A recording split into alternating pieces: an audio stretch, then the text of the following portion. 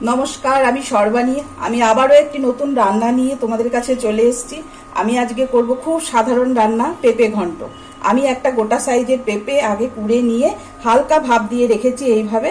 এখন আর আলু আমি ডুমো ডুমো করে ছোট করে কেটে রেখেছি। আমার তেল গরম হয়ে গিয়েছে।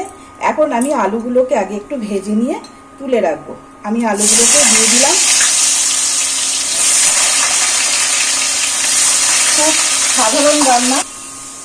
আলুগুলো ভাজা হয়ে গিয়েছে সুন্দর লাল হয়ে। এই অবস্থায় আমি আলুগুলোকে তুলে নিচ্ছি। এক এক করে আলুগুলোকে তুলে নিলাম। এখন আমি ফোড়ন দিয়ে দেব। ফোড়নে আমি আজকে দেব 5 ফোড়ন।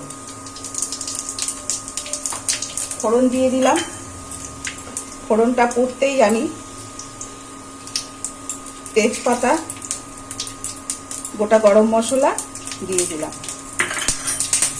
ফোড়ন পুড়ে গিয়েছে।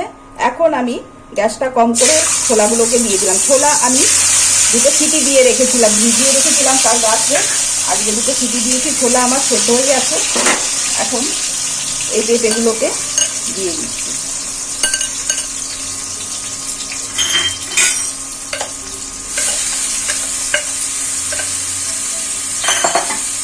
পেঁপেটা একটু ভাজা ভাজা করে নেব। কাঁচা পেঁপে সুন্দর লাল হয়ে ভাজা হয়ে এসছে। এখন আমি এই অবস্থায় মশলা দিয়ে দেব। মশলা আমি জিরে ধনের গুঁড়ো 1 চামচ দিয়ে রেখেছি, 1 চামচ দিলাম। স্বাদ মতো নুন চিনি দিলাম। 1 চামচ হলুদের গুঁড়ো দিলাম। এখন আমি একটু জল দিয়ে দেব। আমি আজকে কাঁচা লঙ্কা দিয়ে রান্না করছি। 2টো কাঁচা লঙ্কা আমি বেটে রেখেছি, বেটে দিয়ে এখন দিয়ে দিলাম। সাথে আমি ভাজা আলুগুলো একটু দিয়ে দিলাম, দিয়ে এখন একটু কষে নেব। মশলা কষা হয়ে গিয়েছে, মশলার কাঁচা গন্ধ চলে গিয়েছে। এখন আমি জল গরম করে রেখেছি, অল্প সামান্য জল দেবো। পেঁপে আমার হালকা সেদ্ধ আছে, জল বেশি লাগবে না আলুটা সেদ্ধ হওয়ার জন্য। অনেকে পেঁপে খেতে চায় না, অনেক বাড়িতে এইভাবে ভেজে রান্না করো, পুড়ে নিয়ে পেঁপে ঘন্ট সবাই খুব ভালো খাবে।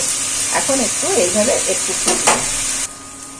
পেঁপে ঘন্ট হয়ে এসছে, এই লাল হয়ে তেল ছেড়ে দিয়েছে। এখন এই অবস্থায় আমি একটু ময়দা ছিটিয়ে দিলাম, তাহলে এঁটে যাবে। হয়ে গিয়ে গরম মশলার গুঁড়ো একটু দিচ্ছি, যেহেতু নিরামিষ রান্না। আর 1 চামচ আমি ঘি দিয়ে দিচ্ছি। বাড়িতে করে খেয়েও এইভাবে, খুব ভালো লাগবে। খুব সাধারণ রান্না, খুব সামান্য উপকরণ দিয়ে এই পেঁপে ঘন্ট হয়ে গেল। এখন নামিয়ে নিচ্ছি। পেঁপে ঘন্ট রেডি।